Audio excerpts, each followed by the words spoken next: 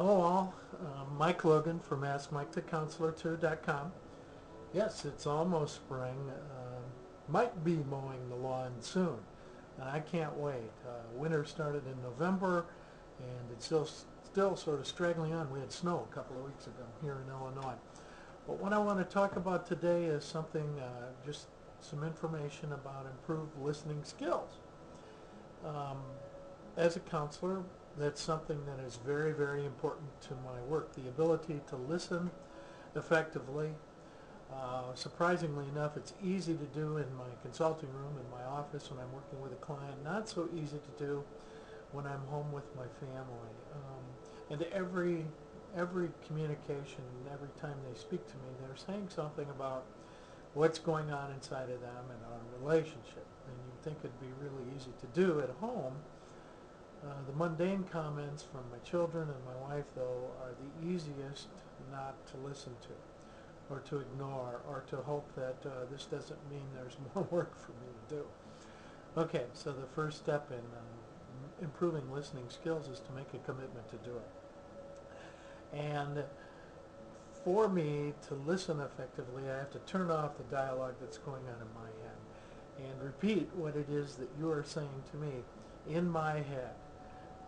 Literally verbatim, and that way I'm paying very close attention to the words you're saying and the nonverbal communications and the facial expressions that play across your face as fast as 1/25th of a second, according to Paul Ekman. Now that's faster than I can blink my eyes, twice as fast as I can blink my eyes. And some of those expressions are perceived and interpreted subconsciously. In other words, I can't put any words on them right away.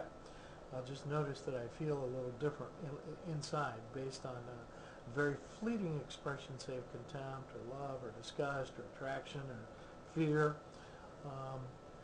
So I need to pay very close attention to the nonverbals, and I need to repeat your words in my head. And of course I'm going to be distracted by a car driving by or any of a number of thousands of movements in the environment around me. So if that happens, if I look away, I need to look back and make sure I return my attention to what it is you're saying and what it is you're doing. Sometimes I can look away just to give myself a quick second to review, to summarize and sort of store in short-term memory what's transpired in our conversation thus far. And I look back. Okay, sort of like a kid who's a baby doing attachment. When they look away, it means their central nervous system is overstimulated and they need to take just a second to rest. And oftentimes that child will look right back at you because it doesn't take long for my central nervous system to go from that to relaxed. All I need to do is take a breath or do my heartbeat. Okay, so listening happens literally heartbeat by heartbeat, brainwave by brainwave, word by word, expression by expression. And then we sort of summarize it and put it into a larger pattern. Our brain helps us create that, even fills in some stuff that wasn't said. Yeah, perceptions are interesting, aren't they? So then at that point, what I can do with my listening experience is to say, okay, here's what I hear you saying. You are ready to explode because the kids were given too much Easter candy and they had sugar highs and they were unruly and disruptive and contemptuous. Did I get that right? Okay, and if you say no, then I ask you, okay, say it again for me. Let me make sure I got it right.